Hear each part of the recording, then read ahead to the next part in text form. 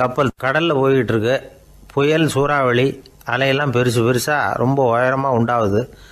கடுமையான காற்றுலேயும் வேகமான அலைகள்லேயும் சிக்கி அந்த கப்பல் தடுமாறுது. திசை மாறி போச்சு.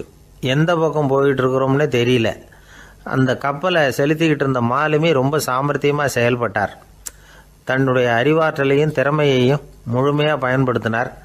அந்த கப்பலை கட்டுப்படுத்தினார். மெதுவாக அந்த சூறாவளியிலிருந்து கப்பலை காப்பாற்றி கரைக்கு கொண்டுட்டு வந்து சேர்த்துட்டார். மாலுமின்னு ஒருத்தர் இருந்ததுனால அந்த மரக்கலம் காப்பாற்றப்பட்டது. மாலுமின்னு ஒருத்தர் இல்லைன்னு வச்சுக்கோங்க, அந்த கப்பலோட கதி என்னவாக இருக்கும் யோசிச்சு பாருங்க. ஒரு கோபக்காரனுடைய நிலைமையும் அப்படித்தானா. கோபக்காரன்கிறவன் ஒரு மாலுமி இல்லாத மரக்கலம் அப்படிங்கிறார் நபிகள் நாயகம்.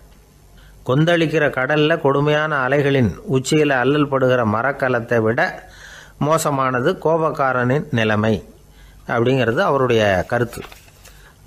அது மாதிரி இதுன்னு சொல்லலை, அதை விட மோசம் இது அப்படிங்கிறார். ஏன் தெரியுமா? ஒரு கப்பல் கடலில் தடுமாறினா அதை சரிப்படுத்த மாலுமி இருக்கிறார். அவர் தன்னுடைய சாமர்த்தியத்தினால் அதை கட்டுப்படுத்தி சரியான வழிக்கு கொண்டுட்டு வந்துடுவார். ஆனால் கோபக்காரனுடைய நிலைமை அப்படி இல்லை அப்படிங்கிறார் நபிகள் நாயகம். மனித மனம் ஒரு மரக்கலம், அறிவு அதில் இருக்கிற மாலுமி. மாலுமி மரக்கலத்தை செலுத்துகிறான், அவனுக்கு கட்டுப்பட்டு அது ஓடுது. ஆனால் கோபக்காரனுங்கிற மனுஷங்கிட்ட அறிவுங்கிற மாலுமி சரியாக வேலை செய்ய மாட்டான். ஏன்னா கோபம் அந்த மாலுமியின் கண்களை அவிச்சிரும், காதுகளை கேட்காம பண்ணிவிடும். கண்ணையும் காதையும் மூடிவிட்டு கப்பலை ஓட்டுனா எப்படி ஓட்டுறது? அதனால் கோபக்காரன் மாலுமி இல்லாத மரக்கலம். இடி மின்னலில் மாட்டிக்கிட்டு கஷ்டப்படுற கப்பல் மாதிரி கஷ்டப்படுறான். பெரியவங்கள்லாம் என்ன சொல்கிறாங்க? உனக்கு கெடுதல் பண்ணவனுக்கும் நீ நன்மையே செய். எவருடைய விருப்பு வெறுப்பையும் பொருட்படுத்தாதே. பரம எதிரிக்கும் நீ நன்மை செய்ய ஆரம்பித்தா உன்னுடைய தூய நிலையை பார்த்துட்டு அவனும் உனக்கு நெருக்கமான நண்பனாக ஆயிடுவான். இதுதான் பெரியவங்க நமக்கு சொல்லியிருக்கிறது. புனித குரான் சொல்கிறது என்ன? தீமையை நன்மையை கொண்டே நீர் தடுத்து கொள்ளும் அப்படின்னு சொல்லப்பட்டிருக்கிறதுல. இன்னா செய்தாரை ஒருத்தல் அவர் நாண நன்னயம் செய்து விடல் அப்படிங்கிறார் திருவள்ளுவர். செல்வந்தர் ஒருத்தர்கிட்ட ஒரு சிறுவன் ஆடு மேய்ச்சிக்கிட்டு இருந்தானா. பெரியவர் அவனை கூப்பிட்டு, நீ நேராக போய் ஒரு ஆட்டில் உள்ள ரொம்ப நல்ல பகுதி எதுவோ அதை எடுத்துக்கிட்டு வா அப்படின்னாரான். இவன் போனான். ஒரு ஆட்டு உடம்புல இருந்த நாக்கு, இருதயம், இது ரெண்டையும் எடுத்துகிட்டு வந்து கொடுத்தானான். பெரியவர் வாங்கி பார்த்தார். அதுக்கப்புறம் இப்போ நீ போய் இன்னொரு ஆட்டில் இருக்கிற ரொம்ப கெட்ட பகுதி எதுவோ அதை எடுத்துகிட்டு வா அப்படின்னாரான். இவன் போய் எடுத்துகிட்டு வந்தான். அவன் கையில் இருந்தது மறுபடியும் அதே மாதிரி நாக்கு, இருதயம், இது ரெண்டும் தான். என்னது இப்பவும் அதையே கொண்டுட்டு வந்திருக்கிற அப்படின்னாரான் பெரியவர். இவன் சொன்னானா, ஒரு உடம்புல உள்ள ரொம்ப நல்ல பொருளும் இதுதான், ரொம்ப கெட்ட பொருளும் இதுதான் அப்படின்னானா. இளம் வயசில் இப்படி பதில் சொன்னவர் தான் பேரறிஞர் லுக்மானுல் ஹக்கீம் அவர்கள். கோபப்படாமல் இருந்தால் இது ரெண்டும் நல்லா வேலை செய்யும், கோபப்பட்டால் இது ரெண்டும் மோசமாக வேலை செய்யும். அதை புரிஞ்சுக்கிறதுக்காகத்தான் இன்றைக்கி இந்த தகவல். கோபம் வந்துட்டால் நாம் என்ன செய்கிறோங்கிறது நமக்கே தெரியாது. ஒருத்தர் டாக்டர்கிட்ட போனார் அவசரமாக. டாக்டர், எனக்கு இப்போ கடுமையான கோப வெறி, எனக்கு கண்ணு மண்ணு ஒன்றும் புரியல, உடனடியாக அதை கட்டுப்படுத்தணும், உடனே இதுக்கு ஏதாவது ஒரு மாத்திரை கொடுங்க ப்ளீஸ் அப்படின்னார். அந்த டாக்டரும் உடனே ஒரு மாத்திரையை கொடுத்து, இதை உடனே போடுங்க, நான் தண்ணி கொண்டுகிட்டு வரேன்னு உள்ளே போனார். தண்ணியோடு திரும்பி வந்தார். இவர் சொன்னார், டாக்டர், நீங்கள் கொடுத்த மாத்திரை ரொம்ப பெருசாக இருந்தது, இருந்தாலும் கஷ்டப்பட்டு முழுங்கிட்டேன்னார். டாக்டர் சந்தேகத்தோடு மேசையை பார்க்குறார். பார்த்தா மாத்திரை அங்கேயே இருக்குது, பேப்பர் வெயிட்டை காணலை. ரொம்ப பேருக்கு கூட்டத்தில் பேசுறதுன்னா பயம். நமக்கு ஒன்றும் தெரியாதுன்னு மற்றவங்க நினச்சிடக்கூடாதுங்கிற எண்ணம் தான் இதுக்கு காரணம். ரொம்ப முக்கியமான ஒரு கூட்டம்னா பயம் அதிகமாக இருக்கும். முக்கியமானவங்கள்லாம் வருவாங்களே, அவங்களாம் நம்மளை பற்றி மட்டமாக நினச்சிருவாங்களே அப்படிங்கிற பயம் வந்துடும். ஆனால் மேடை பேச்சுங்கிறது அவ்வளவு கடினமான ஒரு காரியம் இல்லைங்கிறாங்க அது சம்பந்தமான நிபுணர்கள். யாரும் பேச்சாளர் ஆகலாம், இது ஒன்றும் பெரிய கிஃப்ட்டு கிடையாது அப்படின்னு அவங்க சொல்கிறாங்க. நீங்கள் ஒரு சிறந்த பேச்சாளர் ஆகணுமா அப்படின்னா அதுக்குன்னு சில ஆலோசனைகளை சொல்லி வச்சுருக்கிறாங்க அனுபவசாலிகள். முதல் ஆலோசனை என்னென்னா, உங்கள் பேச்சு எளிமையாக இருக்கணும். ஏதாவது ஒரு கருத்து அல்லது 2 கருத்து சொன்னால் போதும். 20 அல்லது 30 கருத்துக்களை சொல்லிகிட்டே போகக்கூடாது. ரெண்டாவது ஆலோசனை, நீங்கள் என்ன பேச போகிறீங்கிறது முதல்ல உங்களுக்கு நல்லா புரியணும். அதுக்கப்புறம் தான் அதை அடுத்தவங்களுக்கு புரிய வைக்க முடியும். எப்படி ஆரம்பிக்க போகிறோம், எந்த கருத்தை முக்கியமாக வலியுறுத்த போகிறோம், எப்படி முடிக்க போகிறோம் அப்படிங்கிறத முதல்ல நல்லா சிந்தித்து மனசில் வச்சுக்கணும். கடைசியாக என்ன சொல்கிறீங்களோ அதுதான் கேட்குறவங்க மனசில் நிற்கும். மூணாவது ஆலோசனை என்னென்னா, உங்கள் பேச்சு சுருக்கமாக இருக்கணும். ஒரு 15 நிமிஷம் பேசுகிறது ரொம்ப பொருத்தம். மணிக்கணக்கில் பேசிக்கிட்டு இருக்கிறது நல்லதில்லை. நாலாவது ஆலோசனை, நீங்கள் பேசுகிறது உண்மையாக இருக்கணும். உங்களுக்கு உண்மையான அனுபவங்கள் இருக்கும், அதை சொல்லலாம். உங்களுடைய உண்மையான அனுபவங்களை மற்றவங்களோட பகிர்ந்துக்கணும், அதுதான் முக்கியம். ஐந்தாவது ஆலோசனை, ஆரம்பத்தில் கொஞ்ச நேரம் உங்களை பற்றியும் எதிரில் உள்ளவங்களை பற்றியும் சம்மந்தப்படுத்தி ஏதாவது பேசி ஒரு நெருக்கத்தை ஏற்படுத்திக்கணும். ஒவ்வொருத்தரும் இப்போ இவர் பேச போகிறது நம்ம சம்மந்தப்பட்டது அப்படின்னு நினைக்க ஆரம்பிச்சிருவாங்கல்ல, அதுக்கப்புறம் அவங்க கேட்க தயாராகிட்டாங்கன்னு அர்த்தம். எதிரில் உட்காந்துருக்கிற கூட்டத்திலேருந்து 3 பேரை தேர்ந்தெடுங்க. அதாவது வலது பக்கம் ஒருத்தர், நடுவில் ஒருத்தர், இடது பக்கம் ஒருத்தர். அதாவது உங்களை ரொம்ப கனிவாகவும் ஆர்வமாகவும் பார்க்குறவராக பார்த்து தேர்ந்தெடுத்துங்க மனசுக்குள்ளே. நீங்கள் பேசும்பொழுது என்ன பண்ணணும்னா, இவங்களை நேருக்கு நேராக மாறி மாறி பார்த்துக்கிட்டே பேசுனீங்கன்னா நீங்கள் ஏதோ ஒட்டுமொத்த கூட்டத்தையும் பார்த்து பேசுகிறதாக ஒரு உணர்வு அது ஏற்படுத்திவிடும். ஆறாவது ஆலோசனை என்னென்னா, சொற்பொழிவுன்னா நீங்கள் பேசணும், படிக்கக்கூடாது. எழுதி படிக்கிறது நல்லா இருக்காது. குறிப்புகள் வேணும்னா வச்சுக்கலாம். படிக்கிறது பேப்பர்லேருந்து வர்றது மாதிரி இருக்கும், பேசுகிறது இதயத்திலேருந்து வர்றது மாதிரி இருக்கும். அப்புறம் ஏழாவது ஆலோசனை சொல்கிறாங்க. அது என்னென்னா, மேடையில் ஏறி நின்ன உடனே இயல்பாக மூச்சை இழுத்து விட்டுங்க, இயல்பு நிலைக்கு வாங்க, அதுக்கப்புறம் இயல்பாக பேச ஆரம்பிக்கலாம் அப்படிங்கிறாங்க. இவ்வளவும் பேச்சு கலையில் வல்லுநர்களாக இருக்கிறவங்க சொல்லுகிற ஆலோசனைகள். இதையெல்லாம் கடைபிடிச்சா நமக்கும் அதுக்கும் வெகு தூரம்னு நினச்சிக்கிட்டு இருந்த ஒன்று இப்போ கிட்டத்தில் நெருங்கி வந்துடும். நாம் சொல்கிறபடியெல்லாம் அது கேட்கும். ஒரு பேச்சாளர், அவருக்கு சுருக்கமாகவே பேச தெரியாது. மேடையில் ஏற்றி விட்டுவிட்டா போதும், ஆரம்பிச்சிருவார், நிறுத்த மாட்டார், பேசிக்கிட்டே இருப்பார். ஒரு தடவை அவர் ஒரு கூட்டத்தில் ரொம்ப நேரம் பேசிக்கிட்டே இருக்கிறார். எதிரில் பொறுமை இழந்த ஒருத்தர் தன்னுடைய கை கடிகாரத்தை காட்டினார். அதை கவனித்த பேச்சாளர், மன்னிக்கணும், கை கடிகாரம் நான் கொண்டுகிட்டு வர மறந்துட்டேன், அதுதான் நேரம் போனதே தெரியல அப்படின்னு சொல்லியிருக்கிறார். இதுக்கு அவர் சொன்னாராம் கோபமாக, ஏய்யா, கடிகாரத்தை தான் பார்க்க முடியல, மறந்துட்டேன், பக்கத்தில் மாட்டியிருக்கிற கேலண்டரையாவது பார்க்கக்கூடாதா அப்படின்னாராம். ஒரு ஊரில் ஒரு சித்தர் இருந்தார், சூஃபி சித்தர். அவர் ஞானம் பெற்ற ஒரு சித்தர். ஒரு நாள் அந்த நாட்டு மன்னன் அவரை பார்க்கறதுக்காக வந்தான். என்ன வேணும் உனக்குன்னு கேட்டார். நான் கடவுளை பார்க்கணும், அதுக்கு நீங்கள் தான் உதவி பண்ணணும் அப்படின்னா அவன். சித்தர் கொஞ்சம் யோசனை பண்ணார். சரி, போயிட்டு நாளைக்கு வாடினார். அதே மாதிரி மன்னன் போயிட்டு அடுத்த நாள் வந்தான். இங்கே நீ என்னோட ஒரு வாரம் தங்கியிருக்க வேண்டியிருக்கும்னார். சரின்னா ஒரு பிச்சை பாத்திரத்தை தூக்கி கையில் கொடுத்தார். அவனுக்கு ஒன்றும் புரியல, இருந்தாலும் வாங்கிட்டான். வாங்கிட்டு இதை என்ன செய்யணும் அப்படின்னு கேட்டான். இதை ஒன்றும் செய்ய வேணாம், இதை எடுத்துக்கிட்டு பக்கத்தில் உள்ள கிராமங்களுக்கு போ, வீடு வீடாக பிச்சை எடுத்துக்கிட்டு வா, அப்படி வந்த பிறகு தான் உனக்கு சாப்பாடும் ஓய்வும் கிடைக்கும். ஒரு வாரம் இப்படி செய், அதுக்கப்புறம் 8வது நாள் நாம் கடவுளை பற்றி யோசிக்கலாம் அப்படின்னார். இப்படி இவர் சொன்னதை கேட்டதும் அந்த அரசனுக்கு அதிர்ச்சி ஆயிட்டுது. ஒரு மாதிரி ஆயிட்டான். தன்னுடைய சொந்த நாட்டில் சொந்த குடிமக்கள்கிட்ட போய் பிச்சை எடுக்கிறதா அப்படின்னு யோசனை பண்ணி பார்த்தான். அதுக்கப்புறம் மெதுவாக அவன் அந்த சித்தரை பார்த்தான். ஐயா, சொந்த நாட்டிலேயே பிச்சை எடுக்கிறதுன்னா எனக்கு ஒரு மாதிரியாக இருக்குது, வெக்கமாக இருக்குது, நான் வேணும்னா வெளி தேசத்தில் எங்கேயாவது போய் பிச்சை எடுக்கவா அப்படின்னு கேட்டான். இதுக்கு அந்த சித்தர் ஒரு சம்மதிக்கலை. இதை பாரு, உன்னால் பிச்சை எடுக்க முடியலன்னா பேசாமல் திரும்பி அரண்மனைக்கே போயிடு, அதுக்கப்புறம் கடவுளை பற்றியெல்லாம் பேசுகிறதுக்கு என்னை தேடிக்கிட்டு வரக்கூடாது அப்படின்னு விட்டார். மன்னன் தயங்கினான். இருந்தாலும் மனசை சரி பண்ணிட்டு சம்மதிச்சான். சரிங்க, ஒரு வாரம் இங்கே தங்குறேன், நீங்கள் சொல்கிறது மாதிரி பக்கத்து கிராமங்களுக்கு போகிறேன், வீடு வீடாக பிச்சை எடுக்கிறேன், வர்றேன் அப்படின்னா. ஒரு வாரம் தெரு தெருவாக பிச்சை பாத்திரத்தோடு அலைஞ்சான். சொந்த ஊரில் சொந்த குடிமக்கள்கிட்ட பிச்சை எடுத்தான். 7 நாள் முடிஞ்சுது. 8வது நாள் அந்த சித்தர் மன்னனை கூப்பிட்டார். இப்படி வாழ்னார், வந்தான். இனிமேல் நீ கடவுளை பற்றி என்கிட்ட கேட்கலாம்னார். இனிமேல் கேட்கறதுக்கு ஒன்றுமே இல்லை சுவாமின்னா இவன். ஒரு வார காலம் பிச்சை எடுத்த பிறகு தான் கடவுளை காண முடியும் அப்படின்னு நான் கனவு கூட காணவில்லைன்னா.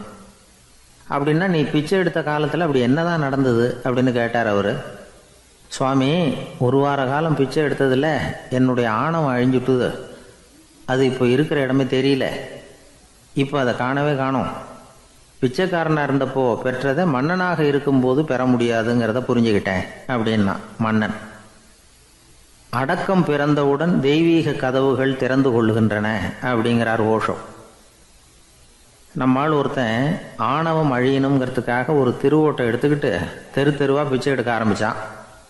என்ன, தெய்வீக கதவுகள் திறந்துதா அப்படின்னு கேட்டார் ஒருத்தர். தெய்வீக கதவு திறக்கிறதுக்கு முன்னாடியே எங்கள் வீட்டு கதவு சாத்திக்கிட்டுதுன்னா. என்னடா சொல்கிறேன்னார். இனிமேல் வீட்டுக்குள்ளேயே வர வேணாம், இதையே தொழிலாக வச்சுக்கோ அப்படின்னு எங்கள் வீட்டில் சொல்லிவிட்டாங்க சார் அப்படின்னா.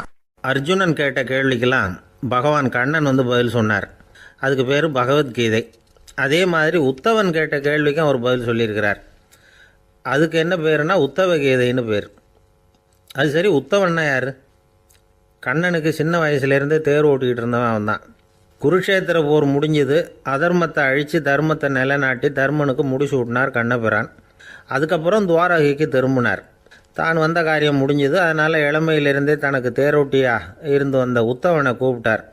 இதை பாருப்பா, உனக்கு வேணுங்கிறத கேளுன்னார். அவன் தனக்குன்னு எதையும் கேட்குறதுக்கு ஆசைப்படலை. இருந்தாலும் கேள்வி கேட்குறதில் அவன் ரொம்ப கெட்டிக்காரன். அதனால் கேட்க ஆரம்பித்தான். பரந்தாமா, ராஜசூய யாகத்துக்கு தர்மனை கூப்பிட்டு தன்னுடைய அரண்மனையில் விருந்து வச்சான் துரியோதனை. அதுக்கப்புறம் சூதாட்டத்துக்கு கூப்பிட்டான். தர்மன் தோல்வி அடைகிற மாதிரி பண்ணிவிட்டான். நீங்கள் தான் முக்காலமும் உணர்ந்தவராச்சே, சூதாட்டத்தில் தர்மர் ஜெயிக்கிறது மாதிரி பண்ணியிருக்கக்கூடாதா? இந்த பகடைக்காயை உருட்டுறப்போ நீங்கள் எதிர்பார்த்தது விழற மாதிரி பண்ணியிருக்கலாமே. சரி, அதுதான் இல்லை. வேடிக்கை பார்த்துக்கிட்டு இருந்த பீமன், அர்ஜுனன், நகுலன், சகாதேவன் இவங்களையும் பணையம் வச்சு ஆடுறப்போவாவது காப்பாற்றிருக்கலாம். அதையும் நீங்கள் செய்யலை. பாவம், அந்த அவல பொண்ணு, ஒன்றும் புரியாத ஒன்றும் தெரியாத அந்த உன்னுடைய சகோதரி திரௌபதி, அந்த பொண்ணை துச்சாதனன் இழுத்துக்கிட்டு துகில் உரிகிற கட்டத்தில் காப்பாற்றினியே. இது நியாயமா, முறையா, அறமா? இதுதான் உத்தவன் கேட்ட கேள்வி. இதுக்கு பரந்தாமன் பதில் சொல்கிறார். அப்படி கேள் உத்தவா. தருமனை துரியோதனன் சூதாட அழைக்கும் பொழுது என்ன சொன்னான் தெரியுமா? நான் பணையம் வைக்கிறேன், எனக்கு பதிலாக என்னுடைய மாமன் சகுனி பகடைக்காய்களை உருட்டுவான்னு சொன்னான். உடனே தருமன், எனக்கு பதிலாக என்னுடைய மைத்துனன் கண்ணன் பகடைக்காய்களை உருட்டுவான்னு சொல்லியிருக்கலாமே. அப்படி சொல்லலை. என்ன செஞ்சான் தெரியுமா? துரியோதனன் கூட சூதாட்டத்துக்கு சம்மதிச்சிட்டோம், கடவுளே இது என்னுடைய மைத்துனன் கண்ணபிரானுக்கு தெரியக்கூடாது அப்படின்னு வேண்டிக்கிட்டான். இதனால் தருமன் எனக்கு மனசால் தடை போட்டுட்டான். அதனால் அரண்மனைக்கு வெளியிலேயே என்னை கூப்பிடுவாங்கன்னு நான் காத்துக்கிட்டு இருந்தேன். பீமன், அர்ஜுனன், நகுலன், சகாதேவன், திரௌபதி இவங்களை பணையம் வச்சு ஆடுறப்போவாவது கூப்பிடுவாங்கன்னு பார்த்தேன். அப்பவும் அவங்க என்னை கூப்பிடல, நினைக்கல. திரௌபதியை துச்சாதனன் கூந்தலை பிடிச்சி இழுக்கிறான். அப்போ கூட அவள் தன்னுடைய உடல் பலத்தால் தடுக்கிறதுக்கு முயற்சி பண்ணாலே தவிர என்ன நினைக்கல. துரியோதனன் சபைக்கு இழுத்து செல்லப்பட்ட திரௌபதி அறநூல்களையும் அரச நீதிகளையும் சொல்லிக்கிட்டு இருந்தாலே தவிர என்ன நினச்சே பார்க்கல. துகில் உரிகிற கட்டத்தில் தான் ஹரி ஹரி கண்ணா பரந்தாமன்னு கூப்பிட்டா. அதனால தான் அப்போ போய் நான் காப்பாற்றினேன் அப்படின்னா பரந்தாமன். அப்படின்னா நீ அழைச்சாதான் போவியா, நீயா போக மாட்டியா அப்படின்னு கேட்குறான் உத்தவன். ஆமாம், நான் கூப்பிட்டா தான் போவேன். மனிதர்கள் செய்யக்கூடிய செயல்களையெல்லாம் அவங்கவுங்க போக்கிலேயே விட்டுட்டு வேடிக்கை பார்த்துக்கிட்டு இருப்பேன். நான் குறுக்கிட்டு ஒன்றுமே செய்ய மாட்டேன் அப்படின்னா பரந்தாமன். மனுஷன் தவறு பண்ணுனா திருத்த மாட்டியா, சும்மா பார்த்துக்கிட்டு தான் உட்காந்துருப்பியா அப்படின்னு கேட்குறான் உத்தவன். நான் மனுஷனுடைய உள்ளத்தில் இருக்கிறப்போ என் எதிரில் மனுஷன் தவறு பண்ண மாட்டான் அப்படின்னு ஆனால் கண்ணன்.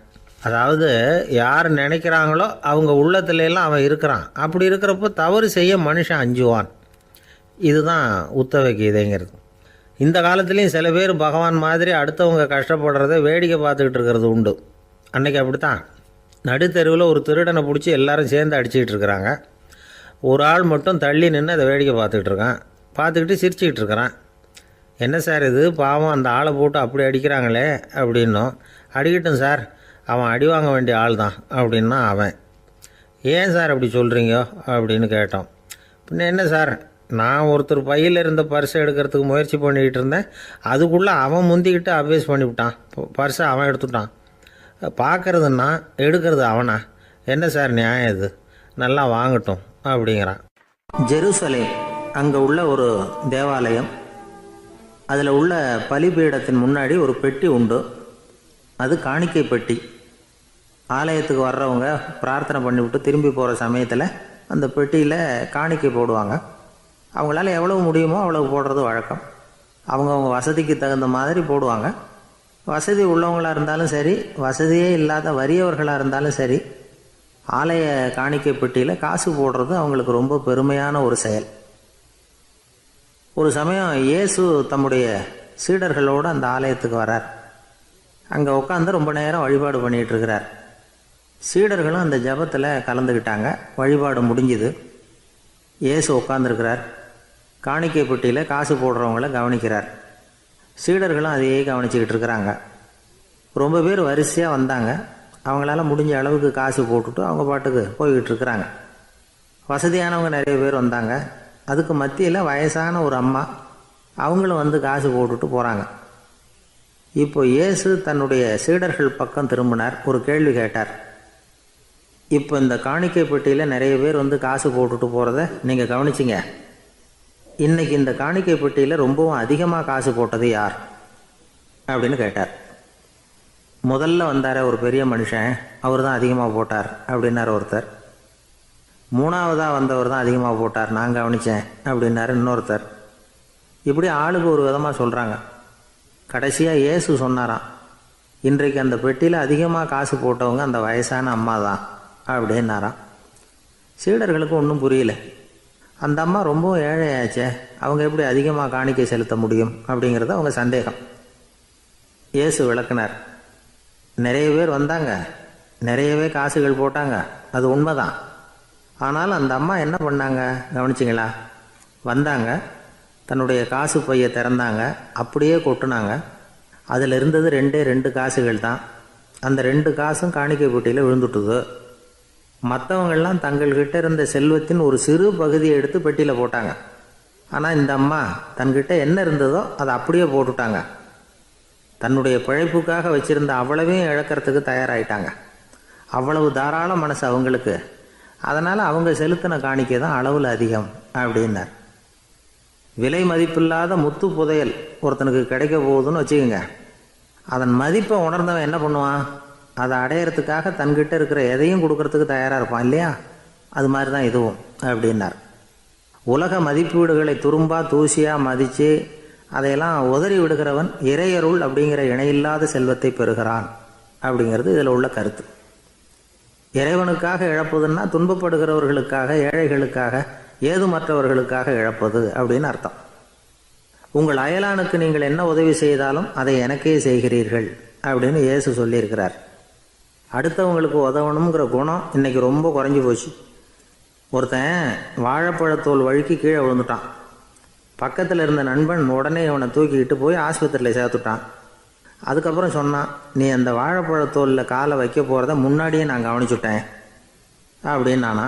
அப்படின்னா அப்போவே நீ எனக்கு உதவி செஞ்சுருக்கலாமே அப்படின்னானா அவன். நான் டாக்டருக்கு உதவலாம்னு நினச்சிட்டேன் அப்படின்னா இவன்.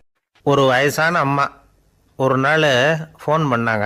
ஐயா, நான் இந்த தகவல் நிகழ்ச்சியை தினமும் கேட்குறேன், உங்ககிட்ட ஒரு கேள்வி கேட்கணும் அப்படின்னாங்க. என்னங்க அப்படின்னோம். எனக்கு சொந்தமாக ஒரு நல்ல வீடு இருக்குது, வேணுங்கிற அளவுக்கு பணமும் இருக்குது, கணவரும் ரொம்ப நல்லவர், ரிட்டையர் ஆகி வீட்டில் தான் இருக்கிறார், பிள்ளைங்கள்லாம் பெரிய பெரிய உத்தியோகத்தில் இருக்கிறாங்க, அதில் ஒருத்தன் ஐஏஎஸ்ஸு, பணம்லாம் கூட நிறைய கொண்டாந்து கொடுக்குறாங்க. அப்படி இருந்தும் என் மனசில் நிம்மதி இல்லை, வாழ்க்கையில் ஒரு நிறைவு இல்லை அப்படின்னாங்க. ஏன்னு கேட்டோம். அதைத்தான் நான் உங்களை கேட்குறேன், ஏன் அப்படி அப்படின்னு திருப்பி கேட்குறாங்க. எங்களுக்கு ஒன்றும் புரியல. கொஞ்ச நேரம் குழம்பி போயிட்டோம். இருந்தாலும் அதை அவங்கக்கிட்ட காட்டிக்காமல் கொஞ்சம் சாமர்த்தியமாக, ஏம்மா உங்கள் மனசில் நீங்கள் ஏதோ ஒன்று எதிர்பார்க்குறீங்க, அது நிறைவேறலை அப்படி தானே அப்படின்னு கேட்டோம். ஆமாம் அப்படின்னாங்க. அதுக்கப்புறம் அவங்கக்கிட்ட கொஞ்சம் மனம் விட்டு பேசுகிறப்போ தானாக விஷயம் வெளியில் வந்தது.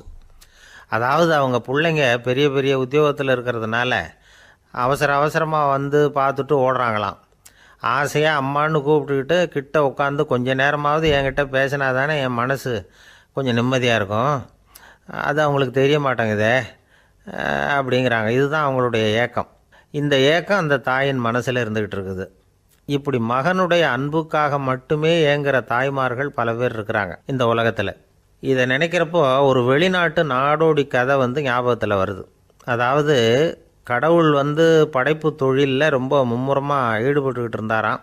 மீன்களை படைச்சாராம், பறவைகளை படைச்சாராம், விலங்குகளை படைச்சாராம். அவருக்கு திருப்தி ஏற்படலை. அதுக்கப்புறம் மனிதர்களை படைச்சிருக்கிறார். அப்போவும் அவருக்கு மன நிறைவு ஏற்படலையாம். கடைசியாக தன்னுடைய சக்தி முழுசையும் பயன்படுத்தி குறையே இல்லாத அளவுக்கு ஒரு படைப்பை உருவாக்கினாராம். அந்த உன்னதமான ஒரு படைப்பு அதுதான் பெண், அதாவது தாய். இப்படி உருவாக்கி எல்லாரையும் இந்த உலகத்தில் விட்டுவிட்டாராம். அதுக்கப்புறம் கொஞ்ச காலம் கழித்து தன்னுடைய தேவியை அழைச்சிக்கிட்டு இந்த பூலோகத்துக்கு வந்திருக்கிறார். தன்னுடைய குறையில்லாத படைப்பாகிய பெண்ணை பார்த்தாராம். ஏம்மா, உனக்கு இன்னும் ஏதாவது குறை இருந்தால் சொல்லு, அதையும் நிவர்த்தி பண்ணி விடுறேன் அப்படின்னாராம். அந்த அம்மா பார்த்துருக்காங்க. சுவாமி, எனக்கு நீங்கள் கொடுத்துருக்கிறது 2 கை. என்னுடைய பிள்ளைகளுக்கு சேவை செய்கிறதுக்கு இந்த 2 கை பத்தலை. அதனால் இன்னும் ஒரு 2 கை கொடுத்தா தேவலை அப்படின்னாங்களாம். கடவுள் பார்த்தார். அதனால் என்ன, அப்படியே செஞ்சு விடலாம், இதோ அதுக்கான வரம் கொடுத்துட்டேன் அப்படின்னார். அந்த அம்மாவுக்கு இப்போ 4 கை ஆகிட்டுது. 4 கையாலேயும் குழந்தைகளுக்கு சேவை செய்ய ஆரம்பிச்சுட்டாங்க. கடவுள் திருப்தியாக திரும்பி போனார். அதுக்கப்புறம் கொஞ்சம் காலம் கழித்து மறுபடியும் திரும்பி வந்தார். தேவியோட பெண்ணை பார்த்தார். இப்போ என்னம்மா சந்தோஷந்தானே அப்படின்னாராம்.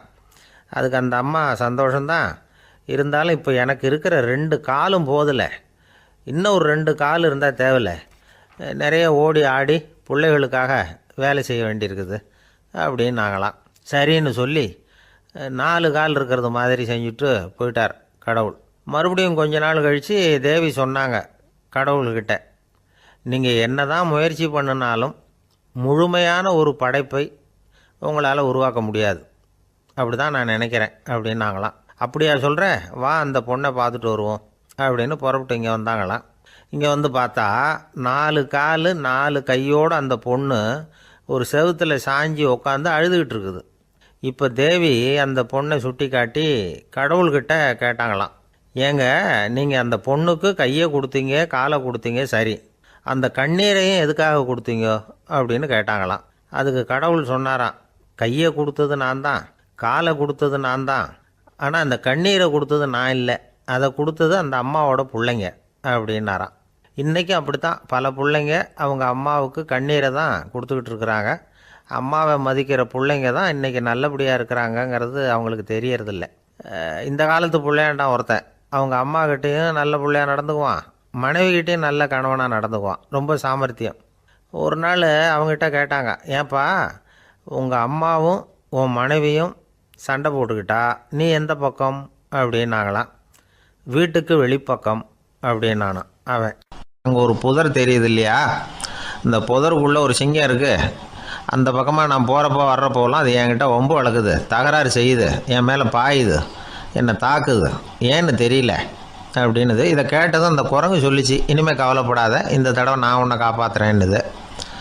அதுக்கப்புறம் ஒரு நாள் அந்த குரங்கும் கழுதியும் அந்த புதர் பக்கமாக போய்கிட்டு இருந்தாங்க. எதிர்பார்த்தது மாதிரியே நடந்தது. அந்த சிங்கம் எதிரில் வந்தது, கழுதியை பார்த்தது, உடனே அது மேலே பாய ஆரம்பிச்சுட்டுது. அவ்வளவுதான். உடனே இந்த குரங்கு என்ன பண்ணிச்சு தெரியுமா, கிடுகிடுன்னு ஒரு மரத்து மேலே ஏறி உட்காந்துக்கிட்டது. அங்கே உட்காந்துக்கிட்டு கீழே அந்த கழுதியும் சிங்கமும் போடுற சண்டையை வேடிக்கை பார்க்க ஆரம்பிச்சுட்டுது. கொஞ்ச நேரம் கழித்து அடிபட்ட காயத்தோடு அந்த கழுதை மெதுவாக நடந்து வந்தது. குரங்கும் மெல்ல மரத்தை விட்டு கீழே இறங்குச்சு. இப்போ கழுதை கேட்டுது, என்னை காப்பாற்றுறேன்னு சொல்லிவிட்டு காலை விட்டுட்டியே, நீ பாட்டுக்கு மரத்து மேலே ஏறி உட்காந்துக்கிட்டே, அது நியாயமானது. குரங்கு பரிதாபமாக அதை பார்த்துது. நான் மரத்து மேலே இருந்து நீங்கள் 2 பேரும் சண்டை போட்டதை பார்த்துக்கிட்டு தான் இருந்தேன், உன்னோட சத்தம் தான் அதிகமாக இருந்தது, அது நீ சிரிக்கிற மாதிரி எனக்கு கேட்டுது, அதனால் நீ தான் ஜெயிச்சுக்கிட்டு இருக்க போல இருக்கு அப்படின்னு நினச்சிவிட்டேன்னது. இன்றைக்கி பல பேர் இப்படி தான் இருக்கிறாங்களாம். யார் ஜெயிக்கிறாங்க யார் தோக்குறாங்கங்கிறத முகத்தை பார்த்து கூட கண்டுபிடிக்க முடியறதில்ல, பேசுகிற பேச்சை வச்சு கூட கண்டுபிடிக்க முடியறதில்ல. தோற்கிறவங்க கூட சிரிக்கிற மாதிரி முகத்தை வச்சுக்கிறான். இன்றைய மனிதர்கள்கிட்ட ஏகப்பட்ட முரண்பாடுகள், பொய் முகங்களோட உலவுகிறவர்கள் தான் அதிகம். உண்மை முகம் எங்கே இருக்குது அப்படிங்கிறத புரிஞ்சுக்கிட்டு நண்பர்களை தேர்ந்தெடுக்கணும் அப்படிங்கிறது ஒரு முக்கியமான கருத்து. கடவுள் இந்த உலகத்தை படைச்சு விட்டு அதுக்கப்புறமும் கொஞ்ச நாள் இங்கேயே தங்கியிருந்தாராம். அப்போ தான் அவருக்கு ஒரு உண்மை புரிஞ்சுதான், இந்த உலகத்தில் தங்கி இருக்கிறது எவ்வளவு இடைஞ்சல்னு. தினமும் மனிதர்கள் தேடி வந்து ஏதாவது புகார் சொல்லிக்கிட்டே இருந்தாங்களாம். எனக்கு அது வேணும் இது வேணும்னு கேட்டுக்கிட்டே இருந்தாங்களாம். சில பேர் வந்தாங்க, நாங்கள் வந்து விவசாயம் பண்ணுறோம், தண்ணி இல்லாமல் பயிர் காயுது, எங்களுக்கு மழை வேணும் அப்படின்னாங்க. அவங்க போனதும் அதுக்கப்புறம் சில பேர் வந்தாங்க, நாங்கள் வந்து மண்பானை செய்கிறவங்க நிறைய பானை செஞ்சு வச்சுருக்குறோம், மழை பெஞ்சால் எல்லாம் கரைஞ்சி வீணாக போயிடும், அதனால் இன்றைக்கி மழை பெய்யக்கூடாதுன்னாங்க. கடவுள் பார்த்தார், அவருக்கு என்ன பண்ணுறதுன்னே தெரியல, ஏகப்பட்ட குழப்பம், தலையை பிச்சுக்கலாம் போல் இருந்தது, கிட்டத்தட்ட பைத்தியம் பிடிக்கிற அளவுக்கு ஆகிட்டுது. எல்லாருடைய ஆசைகளையும் அவரால் நிறைவேற்ற முடியல, ஏன்னா ஒன்றுக்கு ஒன்று முரண்பாடாக இருந்தது. ஒரு நாள் தன்னுடைய அமைச்சரவையை கூட்டி ஆலோசனை கேட்டார். என்ன செய்யலான்னு சொல்லுங்கன்னார். இது என்ன பிரமாதம், பேசாமல் இமயமலை அடிவாரத்தில் போய் உட்காந்துங்க, யாரும் தொந்தரவு பண்ண மாட்டாங்கன்னாங்க. அங்கேயும் மனிதர்கள் வர ஆரம்பிச்சுருவாங்களேன்னார் கடவுள். சரி அப்படின்னா சந்திரனில் போயிருந்துக்கலாமேன்னாங்க. அங்கேயும் மனுஷன் குடி வர போகிறான் அப்படின்னார் கடவுள். வெகு தூரத்துக்கு அப்பால் உள்ள நட்சத்திர மண்டலத்துக்கு போயிடலான்னாங்க. இதெல்லாம் நிரந்தர தீர்வாகாது, நிரந்தரமாக இந்த மனிதனுடைய தொல்லையிலேருந்து நான் விடுபடணும், அதுக்கு ஏதாவது வழி சொல்லுங்கன்னார் கடவுள். ஒரு வயசான ஆள் வந்தார். கடவுளுக்கு காதோட காதாக ஒரு வழியை சொன்னார். கடவுளுக்கு முகம் மலர்ந்தது. அதுதான் சரி, அப்படியே செஞ்சுடலான்னார். அந்த ஆள் சொன்ன ரகசியம் என்ன தெரியுமா? மனிதனால் அடைய முடியாத ஒரு இடம் இருக்குது, அது வேறு எங்கேயும் இல்லை, அவனுக்கு உள்ளே இருக்குது, அங்கே போய் மறைஞ்சிங்க, அதுக்கப்புறம் மனிதர்களால் உங்களுக்கு தொந்தரவு இருக்காதுன்னார். மனிதன் நினைக்காத இடம் அதுதான். அதாவது உள்ளுக்குள்ளே இருக்கிற உண்மையை புரிஞ்சிக்காம வெளியில் எங்கேயோ அது இருக்கிறதாக நினச்சி வரட்டிக்கிட்டு அலையிறான் மனுஷன். உள்ளே இருக்கிற உண்மை புரிஞ்சால் நாம் தன்னம்பிக்கையோடு தலை நிமிர்ந்து வாழலாம். வேடிக்கையாக ஒரு கதை சொல்லுவாங்க, இதை பாருங்கள், நம்ம பையன் எங்கே பணம் வச்சாலும் எடுத்து விட்றான், என்ன பண்ணுறதுன்னாங்க அம்மா. அப்பா கொஞ்சம் நேரம் யோசனை பண்ணார். அதுக்கப்புறம் சொன்னார், அவன் கண்ணில் படாத இடமா நம்ம வீட்டில் இருக்கிறது ஒரே இடம்தான், அங்கே பணத்தை வை திருட்டு போகாதுன்னார். அது எந்த இடம்னு கேட்டாங்க. அதுதான் அவன் பாட புஸ்தகம், அதில் வச்சுரு, அவன் தொடவே மாட்டான், பாட புத்தகத்தை தொடாமல் பரீட்சையில் வெற்றி பெற முடியாது அப்படிங்கிறத புரிஞ்சுக்கணும். உள்ளே இருக்கிற உண்மையை தொடாமல் வாழ்க்கையில் வெற்றி பெற முடியாது. அதனால் உண்மையை புரிஞ்சுக்கிட்டால் வாழ்க்கையில் வெற்றி நிச்சயம். சாலை ஓரமாக அழுதுகிட்டு உட்காந்துருந்தான். பிச்சை எடுத்து சாப்பிட்ற ஒருத்தன் அந்த பக்கமாக வந்தான். இவனை பார்த்தான். ஏன் அழுதுகிட்டு உட்காந்துருக்கிற, என்னாச்சு உனக்கு அப்படின்னு கேட்டான். அதுக்கு இவன் சொன்னான், என்கிட்ட ஒன்றுமே இல்லை, நான் இந்த உலகத்தில் இருந்து என்ன பிரயோஜனம், அதனால தான் அழுதுகிட்டு இருக்கிறேன் அப்படின்னா. உன்கிட்ட மறைஞ்சிருக்கிற புதையல் என் கண்ணுக்கு நல்லா தெரியுது, அது உனக்கு புரியல, அதனால தான் அழுதுகிட்டு இருக்கிற அப்படின்னா. என்னது, புதையல் இருக்குதா, உன் கண்ணுக்கு தெரியுதா அப்படின்னு கேட்டான். ஆமாம், எனக்கு தெரியுது, அந்த புதையலை நீ விற்கிறதுக்கு தயாராக இருக்கிறியா அப்படின்னு கேட்டான் இவன். இதை கேட்டதும் அந்த இளைஞனுக்கு ரொம்ப ஆச்சரியமாக போச்சு. என்னது இப்படி கேட்குறானே அப்படின்னு. என்கிட்ட ஒரு காசு கூட இல்லையே, அப்படி இருக்கிறப்போ புதையல் எங்கேருந்து வந்தது அப்படின்னா. இந்த நேரத்தில் அந்த பிச்சைக்காரன் சிரித்தான். இப்படி தான் இந்த உலகத்தில் எல்லோரும் சொல்லிகிட்டு இருக்கிறாங்க, என்கிட்ட ஒன்றுமே இல்லை ஒன்றுமே இல்லைன்னு சொல்லி, ஆனால் அவங்கக்கிட்ட தான் புதையல் இருக்குது, நீ வேணும்னா என் கூட வா, நம்ம நாட்டு அரசர்கிட்ட போவோம், உங்ககிட்ட இருக்கிற புதையலை அவர் நல்ல விலைக்கு எடுத்துக்குவார் அப்படின்னா. அது எப்படி உனக்கு தெரியும்னா, இதுக்கு முன்னாடியும் இது மாதிரி பல பேரை நான் வந்து ராஜா கிட்ட அழைச்சிட்டு போயிருக்கிறேன், அதனால தான் உன்னை பார்த்தேன், உன்னையும் கூப்பிட்றேன், நீ சரின்னு சொன்னால் உன்னை அழைச்சிட்டு போகிறேன், உங்ககிட்ட இருக்கிற புதையலை அவர் நல்ல விலை கொடுத்து எடுத்துக்குவார் அப்படின்னு சொன்னான். இவன் இப்படி சொல்கிறதும் அந்த இளைஞனுக்கு ஒன்றுமே புரியல. இது என்னது இந்த ஆள் இப்படி சொல்லிக்கிட்டு இருக்கிறான், நம்மக்கிட்ட என்ன இருக்குது, அதுவும் இல்லாமல் இவனே பிச்சை எடுத்து சாப்பிட்டுக்கிட்டு இருக்கிறான், இவன் போய் நம்மளை ராஜா கிட்ட அழைச்சிட்டு போகிறதா போகிறேங்கிறானே என்ன அப்படின்னு சொல்லி அவன் யோசனை பண்ணான். என்ன யோசிக்கிற, உனக்கு பணம் வேணும்னா என்னோட வா அப்படின்னா. இளைஞன் ஒரு முடிவுக்கு வந்தான். சரி, இங்கேயே உட்காந்துக்கிட்டு இருக்கிறத விட அங்கேயாவது போய் பார்ப்போமே, இங்கே அழுதுட்டு உட்காந்துருக்கிறதுல என்ன பிரயோஜனம், ஏதோ கூப்பிட்றான் போய் பார்த்துட்டு வருவோமே அப்படின்னு சொல்லி அவன் கூட புறப்பட்டான். பிச்சைக்காரன் முன்னாடி போயிட்டே இருக்கிறான், இந்த இளைஞன் பின்னாடி நடந்து போயிட்டுருக்கான். ரெண்டு பேரும் அரண்மனையை நோக்கி போகிறாங்க. பாதி வழி போயிருப்பாங்க. வழியில் அந்த பிச்சைக்காரன் சொன்னான், இதை பாரு, முன்னாடியே சில விஷயங்களை நாம் பேசிக்க வேண்டியிருக்கு, சரியாக தெளிவாக முடிவு எடுத்துக்கிட்டு அதுக்கப்புறம் ராஜாக்கிட்ட போகணும். ஏன்னா அங்கே போய் அது முடியாது இது முடியாதுன்னு நாம் நமக்குள்ளே சண்டை போட்டுக்கிட்டு இருக்க முடியாது. ராஜாவுக்கு விலையை பற்றி கவலையே இல்லை. எவ்வளவு சொன்னாலும் நமக்கு பணம் கிடச்சிரும். ஆனால் அதுக்கப்புறம் நான் இதை விற்கிறதுக்கு தயாராக இல்லைன்னு சொல்லிடக்கூடாது. அதனால் புதையலை விற்கிறதா இல்லையாங்கிறத இங்கேயே தெளிவாக முடிவு செஞ்சுக்கணும். இல்லைன்னா ராஜா கிட்ட போய் அங்கே போய் குழப்பிக்கிட்டு இருக்க முடியாது அப்படின்னு சொன்னான். இளைஞனுக்கு ஒன்றுமே புரியல. என்ன சொல்கிற நீ, என்கிட்டயா புதையலா எங்கே இருக்குது அப்படின்னு சொல்லி குழம்பி போனான். இப்போ அந்த பிச்சைக்காரன் சொன்னான், இதை பாரு, இப்போ உதாரணத்துக்கு உன்னுடைய கண்களை எடுத்துக்கோ. அதுக்கு நீ என்ன விலை கேட்டுற போகிற? நான் அதுக்கு ராஜா கிட்டே இருந்து ஒரு 50,000 ரூபா வாங்கி தர முடியும். உன்னுடைய இருதயத்தை கொடுக்குறியா? 20 லட்சம் ரூபா வாங்கி தரேன். மூளையை கொடுக்குறியா? 30 லட்சம் வாங்கி தரேன். என்ன சொல்கிற அப்படின்னு சொல்லி இந்த பிச்சைக்காரன் பேசிக்கிட்டே போகிறான். இளைஞனுக்கு கோபம் வந்துட்டுது. என்ன உளர்ற, உனக்கு என்ன பைத்தியமா? கண்ணையும் மூளையையும் இருதயத்தையுமா விற்பாங்க? என்ன விலை கொடுத்தாலும் அதையெல்லாம் நான் விற்கிறதுக்கு தயாராக இல்லை, நான் விற்க மாட்டேன். அதை கொடுத்துட்டு நான் என்ன பண்ணுறது? இப்படி நான் மட்டும் இல்லை, யாருமே இதை விற்கிறதுக்கு தயாராக இருக்க மாட்டாங்க அப்படின்னு சொன்னான் அந்த இளைஞன். இவன் இப்படி சொன்னதும் அந்த பிச்சைக்காரன் வாய் விட்டு சிரிக்க ஆரம்பிச்சுட்டான். இப்போ பைத்தியமானது நானா நீயா?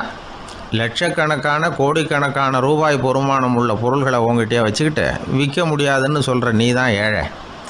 என்கிட்ட ஒன்றுமே இல்லைன்னு மரத்தடியில் உட்காந்து அழுதுகிட்டு இருக்கிறியே அப்படின்னு சொன்னான். இன்றைக்கி பார்த்திங்கன்னா பல பேர் தன்கிட்ட புதைஞ்சிருக்கிற ஆற்றலை புரிஞ்சிக்க முடியாமல் அவதிப்பட்டுக்கிட்டு இருக்கிறாங்க. நம்மக்கிட்ட என்ன இருக்குங்கிறது அவங்களுக்கு தெரியறதில்ல. அதனால தான் என்கிட்ட ஒன்றுமே இல்லைன்னு சொல்லி அழுதுகிட்டு இருக்கிறாங்க. இதை விளங்க வைக்கிறதுக்கு பெரியவங்க சொல்கிற கதை இது. நம்மக்கிட்ட இருக்கிற புதையலை நாம் தான் தோண்டி எடுக்கணும். உண்மையான புதையலுங்கிறது உள்ளே இருக்குது. ஆனால் அதை வெளியில் தேடுற ஆசாமிகள் தான் அதிகம். சராசரி மனித இயல்பு அப்படி. நம்மக்கிட்ட விலை மதிக்க முடியாத பகுத்தறிவு இருக்குது. அதை வச்சுக்கிட்டு வாழ்க்கையில் முன்னேறதுக்கு முயற்சி பண்ணணும். என்கிட்ட ஒன்றுமே இல்லைன்னு நினச்சி ஓரமாக உட்காந்துடக்கூடாது. முயற்சி செஞ்சால் முடியாத காரியம் எதுவுமே இல்லை. ஒரு ரயில்வே ஸ்டேஷன் பக்கம் வெளியில் ஒரு டாக்ஸி நின்றுட்டு இருந்தது. அந்த பக்கமாக வந்த ஒருத்தர் டாக்ஸி டிரைவரை பார்த்து சொன்னார், ஐயா, உங்கள் வண்டியில் பின் சீட்டில் ஒரு மணி பர்ஸு கிடக்கு, யாரோ மறந்து விட்டுட்டு போயிருக்கிறாங்க அப்படின்னார். இல்லை இல்லை, அது காலி பர்ஸு தான், நான் தான் அதை அங்கே போட்டு வச்சுருக்கிறேன்னார் டிரைவர். ஏன்னு கேட்டார் அவர். இதுக்கு டிரைவர் சொன்னார், அதை பார்க்குற யாராவது அதை எடுத்துக்கலாம்ங்கிற ஆசையிலையாவது சவாரிக்கு வருவாங்க, அதுக்காக தான் போட்டு வச்சுருக்கிறேன் அப்படின்னார். ஒரு ராஜா ஊரெல்லாம் சுற்றி பார்த்துட்டு வரலாம்னு ஒரு நாள் புறப்பட்டு போனார். ஒரு இடத்துல தறி நெசவு வேலை ரொம்ப மும்முரமாக நடந்துக்கிட்டு இருந்தது. ஒரு பெரியவர் தறியால் நெசவு வேலை செஞ்சுக்கிட்டு இருந்தார். பக்கத்தில் ஒரு அழகான பொண்ணு உட்காந்து நூலை சுற்றிக்கிட்டு இருக்குது. ராஜா அந்த பெரியவரை பார்த்து யார் இந்த பொண்ணுன்னு விசாரித்தார். ராஜா அப்படி கேட்டதும் அவருக்கு ரொம்ப பெருமையாக போயிட்டுது. ஏன்னா உட்காந்துருந்தது அவரோட மகள். அரசே, இது என்னுடைய மகள். இவ வேகமாக நூல் திரிக்கக்கூடியவள். வைக்கோலை எடுத்து இவ திரிச்சா கூட அது எல்லாம் பவுனிழையாக வெளியில் வரும் அப்படின்னு ஒரு ராசி இவளுக்கு அப்படின்னு ரொம்ப பெருமையாக ராஜா கிட்ட சொன்னார். ராஜா இதை கேட்டதும் அசந்துட்டார். அப்படியா, இவ்வளவு அழகும் சாமர்த்தியமும் உள்ள இந்த பொண்ணு என்னோட வரட்டுமே, இவளை என் மருமகளை ஆக்கிக்கிறேன் அப்படின்னார் ராஜா. அந்த பெரியவருக்கு ஒன்றும் புரியல. ஏதோ கொஞ்சம் பெருமையாக சொல்ல போக அது இப்படி ஆயிட்டுதே அப்படின்னு கவலைப்பட்டார். இருந்தாலும் ராஜா பேச்ச தட்ட முடியுமா, மகளை அனுப்பி வச்சுட்டார். ராஜா அந்த பொண்ணை அரண்மனைக்கு அழைச்சிட்டு வந்தார். அங்கே ஒரு அறையில் வச்சு பூட்டி விட்டார். அந்த ரூமு நிறைய வைக்கோலை கொண்டாந்து போட்டு அடைச்சாங்க. 3 ராட்டைகள் வேற வச்சுருந்தாங்க. நாளைக்கு பொழுது விடியறதுக்குள்ளே நீ இந்த வைக்கோலையெல்லாம் தங்க இழைகளாக மாற்றி காட்டணும். நாளைக்கு காலம்புறம் நான் இந்த அறை கதவை திறப்பேன். உன் தகப்பன் சொன்னது மாதிரி எல்லாம் தங்கமாக மாறி இருக்கணும், இல்லைன்னா நீ உயிர் தப்ப முடியாது அப்படின்னு உத்தரவு போட்டார். பாவம் அந்த பொண்ணு என்ன பண்ணும், பகல் பூரா அழுதுகிட்டே உட்காந்துருக்குது. ராத்திரி பூராவும் தூக்கம் வரல. மறுநாள் அதிகாலை நேரத்தில் யாரோ கதவை தட்டுற சத்தம் கேட்டுது.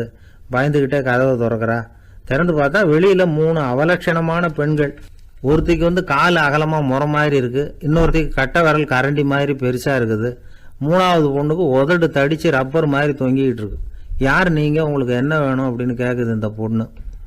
நாங்கள் உங்களுக்கு உதவி செய்கிறதுக்கு தான் வந்திருக்கிறோம் அப்படின்னு சொல்லி உள்ளே வந்தாங்க. உட்காந்தாங்க. கொஞ்ச நேரத்துக்குள்ளே உள்ளே இருந்த வைக்கோலையெல்லாம் தங்க இழைகளாக மாற்றி கொடுத்துட்டு போயிட்டாங்க. காலையில் ராஜா வந்தார், பார்த்தார். ஆகா பேஷுன்னார். இன்னும் கொஞ்சம் வைக்கோலை கொண்டாந்து அந்த ரூமில் போட சொன்னார். இந்த வைக்கோலையும் இன்றைக்கி தங்கமாக மாற்றி விடு, நாளைக்கு மறுநாள் உனக்கும் இளவரசனுக்கும் கல்யாணம்னு சொல்லிவிட்டார். இன்றைக்கி ராத்திரி அந்த 3 பொண்ணுங்களும் வந்தாங்க. வைக்கோலை பொண்ணு இழைகளாக மாற்றினாங்க, புறப்பட்டாங்க. இந்த பொண்ணு அவங்க காலில் விழுந்து வணங்கினா, என் உசுரை காப்பாற்றுனீங்க, உங்களுக்கு நான் என்ன கைமாறு செய்ய போகிறேன் அப்படின்னா. பயப்படாத, நீ விரும்பினா எங்களுக்கு ஒரு உதவி செய்யலாம். உன்னுடைய கல்யாணத்துக்கு நாங்கள் 3 பேரும் வரோம். நீ எங்களை வரவேற்று ராஜாக்கிட்டேயும் இளவரசர்கிட்டையும் நாங்கள் உன்னோட பெரியப்பா பொண்ணுங்கன்னு சொல்லி அறிமுகப்படுத்தி வை, நாங்கள் விருந்து சாப்பிட்டுட்டு போயிடுறோம் அப்படின்னாங்க. ரொம்பவும் சந்தோஷமாக சரின்னு ஒத்துக்கிட்டா. கல்யாண நாள் வந்தது. கல்யாணம் ரொம்ப கோலாகலமாக நடந்துக்கிட்டு இருக்கு. எல்லா தேசத்து ராஜா ராணிகளும் வந்துக்கிட்டு இருக்கிறாங்க. அந்த 3 அவலட்சணமான பொண்ணுங்களும் சேர்ந்தாங்க. யார் இவங்கன்னு கேட்டார் ராஜா. என் பெரியப்பா பொண்ணுங்க அப்படின்னா அந்த பொண்ணு. காலும் உதடும் கட்டை விரலும் ஏன் இப்படி உங்களுக்கு அவலட்சணம் ஆயிட்டுது அப்படின்னு கேட்டார். அதுக்கு அந்த பொண்ணுங்க பதில் சொன்னாங்க. என்ன செய்யறது, ஓயாமல் வைக்கோலை நூற்று ஒருத்தியோட கட்டை விரல் அப்படி கரண்டி மாதிரி ஆயிட்டுது. நாக்கில் தொட்டு தொட்டு திரிச்சதுனால ஒருத்தியோட உதடு அப்படி ஆயிட்டுது. காலால் கட்டையை அழுத்தி அழுத்தி தறி போட்டதுனால இன்னொருத்தையோட கால் அப்படி ஆயிட்டுது. உங்கள் மருமகளாக வந்திருக்கிற இந்த பொண்ணு அந்த 3ஐயுமே செய்ய தெரிஞ்சவ தான். என்ன ஆக போதும் இன்னும் கொஞ்ச நாளில் அப்படின்னாங்க. அவ்வளவுதான். ராஜா பயந்துட்டார். அம்மா, இன்னையிலேருந்து நீ இளவரசனின் மனைவி. நீ எப்பவும் அழகாக இருக்கணும். அதனால் நீ இனிமேல் வைக்கோலை திரிக்கவே கூடாது அப்படின்னு உத்தரவு போட்டார். அவளை இக்கட்டான சூழ்நிலையிலிருந்து காப்பாற்றின அந்த 3 பொண்ணுங்களும் சந்தோஷமாக திரும்பி போயிட்டாங்களாம். சுவாமி சின்மயானந்தர் இந்த கதையை சொல்லியிருக்கிறார். தன்னலம் மறந்து சுயலாபத்தை தியாகம் செய்கிறது வைக்கோல்ல இருந்து தங்க இழையை நூக்கிறது மாதிரி அப்படிங்கிறார் அவர். அது இருக்கட்டும், இப்போ நம்ம கதைக்கு வருவோம். ஒரு ராஜா தன்னோட மகனுக்கு சுயவரம் நடத்தினார்.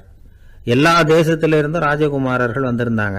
ராஜகுமாரியை கல்யாணம் பண்ணிக்கலாம்ங்கிற ஆசையில் சுயம்பர மண்டபத்திலேருந்து எல்லா ராஜகுமாரர்களும் அலறி அடிச்சுக்கிட்டு வெளியில் ஓடி வந்துக்கிட்டு இருக்கிறாங்களாம். ஏன் இப்படி எல்லாரும் மிரண்டு போய் ஓடி வர்றாங்கன்னு கேட்டார் ஒருத்தர். அதுக்கு இன்னொருத்தர் விவரம் சொன்னார். ராஜகுமாரியை இன்னைக்கு தான் அவங்க நேரில் பார்த்தாங்களாம், அதுதான் அப்படி ஓடி வந்துகிட்டு இருக்கிறாங்க அப்படின்னார்.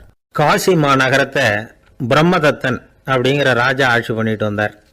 அவர் ஒவ்வொரு வருஷமும் ஒரு திருவிழா நடத்துறது வழக்கம். எல்லா தேசத்திலிருந்தும் எல்லா வகையான ஜனங்களும் அதில் கலந்துக்குவாங்க. ஒரு சமயம் அது மாதிரி விழா நடந்துக்கிட்டு இருந்தது. வைகுண்டத்திலிருந்து தேவலோகத்திலிருந்து நிறைய தேவகுமாரர்கள்லாம் காசி நகருக்கு அப்போது வந்திருந்தாங்க. அதில் முக்கியமாக ஒரு 4 தேவகுமாரர்கள். அந்த 4 பேரையும் சுற்றி ஏகப்பட்ட கூட்டம். அப்படி என்ன விசேஷம் அவங்கக்கிட்ட அப்படின்னா, மற்றவங்களை விட அவங்க முகம் அழகாக இருந்ததா அப்படி பார்த்தா அப்படியும் இல்லை. அவங்க அணிஞ்சிருந்த மலர் மாலைகள் தான் அதுக்கு காரணமாக. அந்த மலர்கள்லேருந்து அப்படி ஒரு அபூர்வமான நறுமணம். இதுக்கு முன்னாடி இப்படி ஒரு நறுமணத்தை அந்த ஊர் ஜனங்க அனுபவிச்சதே இல்லை. அதுதான் அந்த 4 பேரையும் சுற்றி கூட்டம். எல்லாரும் கேள்வி கேட்க ஆரம்பித்தாங்க. உடனே அந்த 4 தேவகுமாரர்களும் எல்லாருக்கும் தெரியும்படியாக வானத்தில் எழும்பி கொஞ்சம் உயரமாக நின்றுக்கிட்டாங்க. கீழே நின்றுக்கிட்டு இருந்த அரசன்லேருந்து ஆண்டி வரைக்கும் ஒருத்தர் பாக்கி இல்லாமல் ஒரே குரலில் எல்லாரும் அவங்கள பார்த்து, எங்களுக்கும் இது மாதிரி மாலையை போட்டுக்கணும்னு ஆசையாக இருக்குது, அதுக்கு நீங்கள் தான் அருள் பண்ணணும் அப்படின்னு கேட்டுக்கிட்டாங்க. மாலை போட்டுக்கிறதுனா எல்லாருக்கும் ஆசையாக தானே இருக்கும்.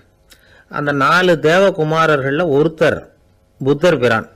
அவர் சொன்னார், பூலோகவாசிகளே, நான் சொல்கிறத கொஞ்சம் பொறுமையாக கேளுங்க. கக்காரு அப்படிங்கிற கற்பக விருஷத்தின் மலர்களால் தொடுக்கப்பட்டது இந்த மாலை. இதுக்கு நிறைய சக்தி உண்டு. எந்த காலமும் இது வாடாது, வாசனையும் குறையாது. ஆனால் இதை அணிந்து கொள்றதுக்கு சில தகுதிகள் தேவை அப்படின்னார். என்ன தகுதி அது சொல்லுங்களேன் அப்படின்னு ஏக காலத்தில் எல்லாரும் சத்தம் போட்டாங்க. தீய இயல்புகள் உள்ளவங்க, இழிந்த சிந்தனை இழிந்த செயல் உள்ளவங்க இந்த மாலையை அணிய முடியாது அப்படின்னார். அவ்வளோதான். கூட்டத்தில் சத்தம் போட்டவங்கள்லாம் மெதுவாக அப்படி அடங்க ஆரம்பிச்சிட்டாங்க. இன்னொரு தேவகுமாரன் சொன்னார், அடுத்தவங்க பொருளை அபகரிக்காதவன், அடுத்தவங்களுக்கு கெடுதல் பண்ணக்கூடிய பொய் பேசாதவன், பேராசையினால் கெட்ட வழியில் பொருள் ஈட்ட நினைக்காதவன் இந்த மாலையை போட்டுக்கலாம் அப்படின்னார். கூட்டத்திலிருந்து யாரும் முன்னுக்கு வரல. ஒரே ஒரு ராஜகுரு மட்டும் கொஞ்சம் முன்னாடி வந்தார். பெரியவர், படித்தவர். அவர், எனக்கு தகுதி இருக்குது அந்த மாலையை போட்டுக்கிறதுக்கு அப்படின்னார். வேற ஒன்றும் இல்லை, பொய் சொல்லியாவது அந்த மாலையை வாங்கிக்குவோமே அப்படின்னு முடிவு பண்ணிட்டார் அவர். அவ்வளோதான், மாலையை வாங்கிட்டார். அடுத்த தேவகுமாரன் பேசினார்.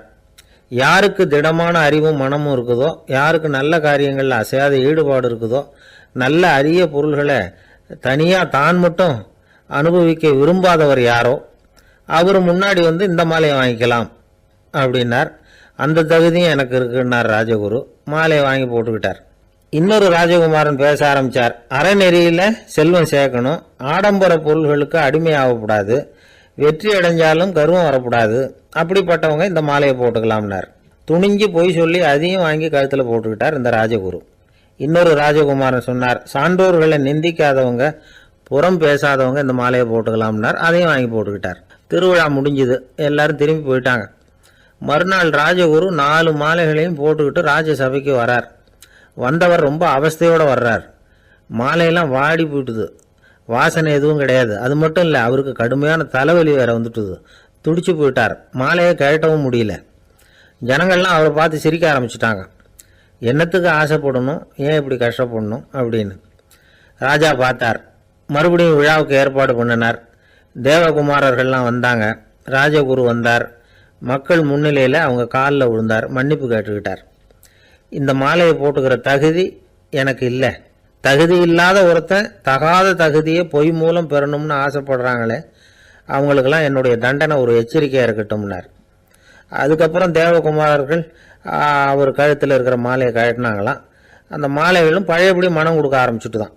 இதுலேருந்து நாம் தெரிஞ்சுக்க வேண்டியது என்னென்னா, நமக்கு தகுதி இல்லாத ஒரு கௌரவம் நம்மக்கிட்ட தானாக வந்தால் கூட அதை வந்து தவிர்த்து விடுறது தான் நல்லது. அதுதான் புத்திசாலித்தனம்.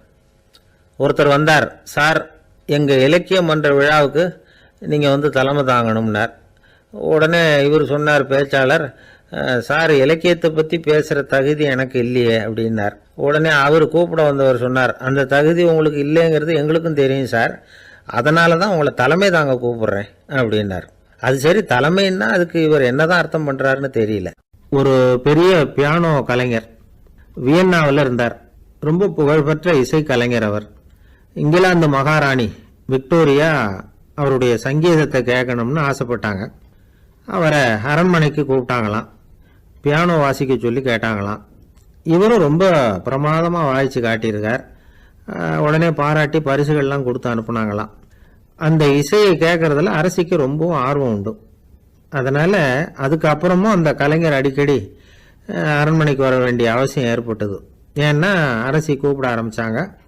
இவர் போகணும், அங்கே இசை நிகழ்ச்சி நடத்தணும். இவர் அங்கே பாடி வாசிக்கிறது உண்டு. ஒரு தடவை வந்து மகாராணி அவரை பார்த்து, உங்கள் நாட்டு தேசிய கீதம் பாடுங்களேன் அப்படின்னு கேட்டாங்களாம்.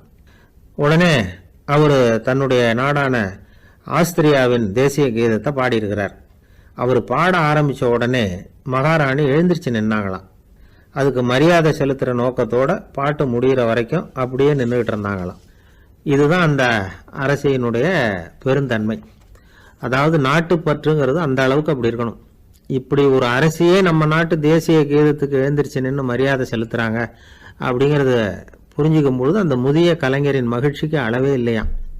அதுக்கப்புறம் அந்த பியானோ கலைஞர் ஒரு நாள் தன்னுடைய நண்பர் ஒருத்தர்கிட்ட பேசிக்கிட்டு இருந்தாராம்.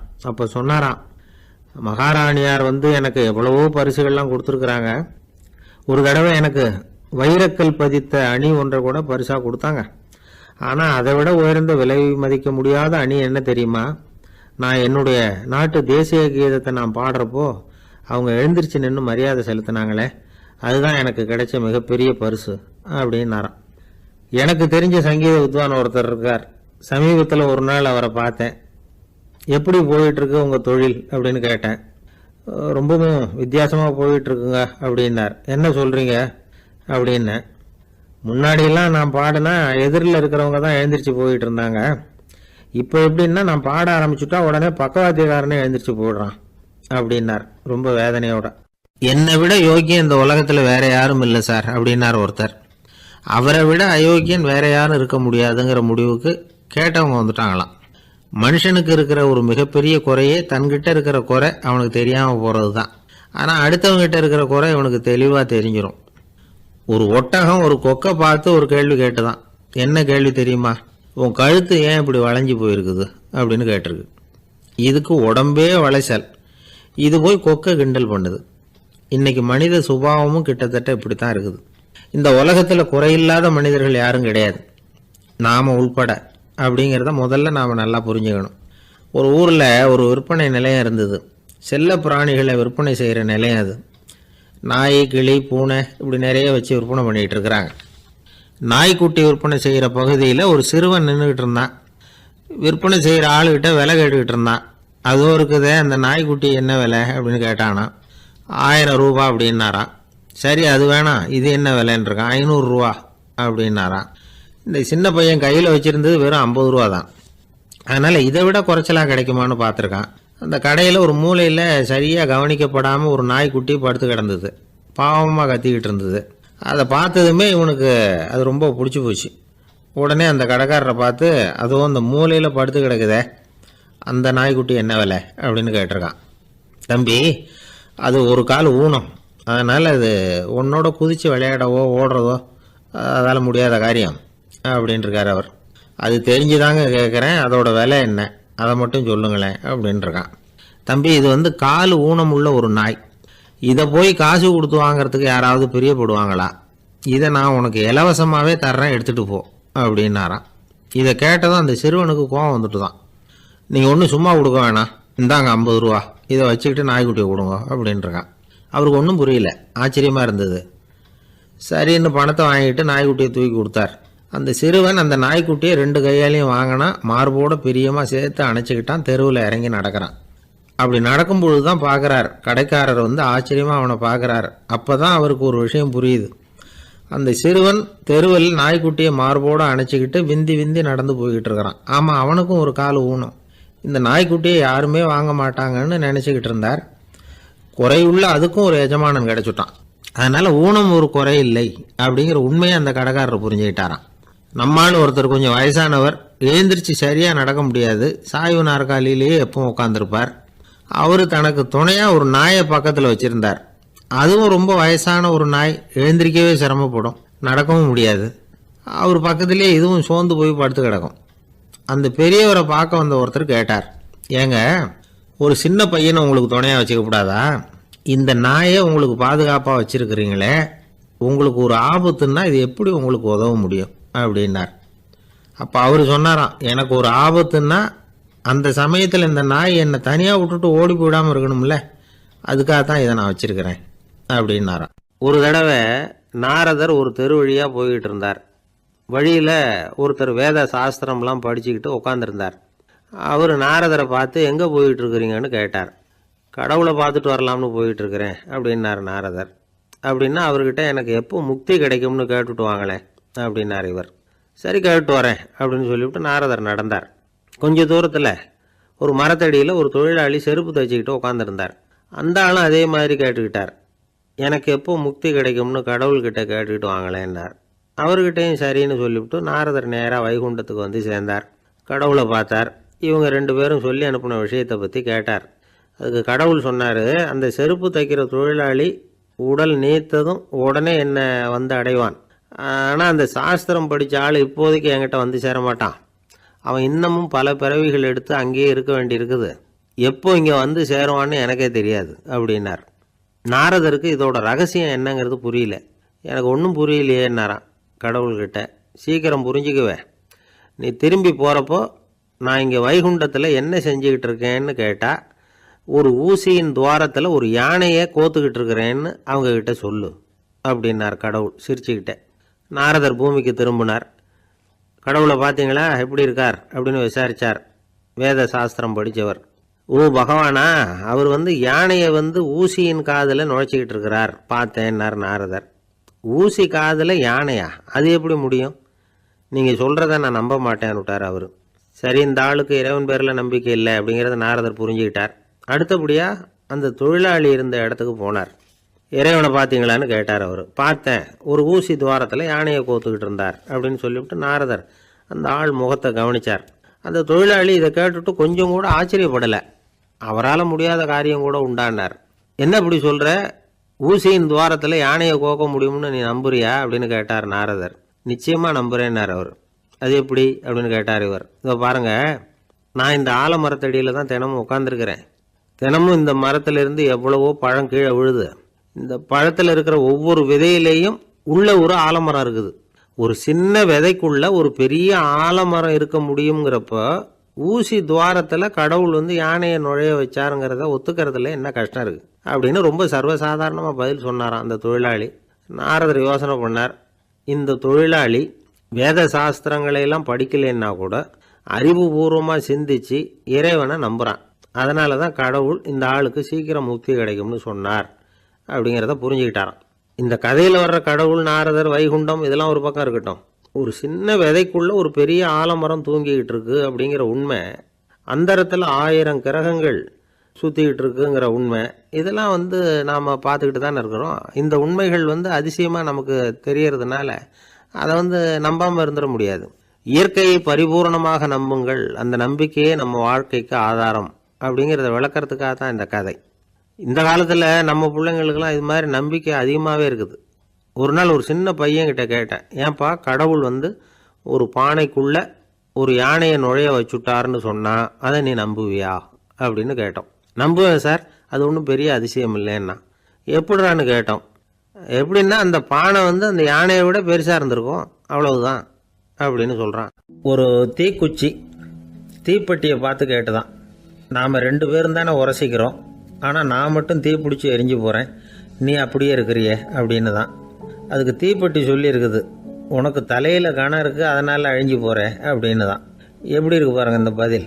தலையில் கணம் உள்ளவங்க யாருமே சரியாக இருக்க முடியாது. எவ்வளவு பெரியவங்களாக இருந்தாலும் சரி,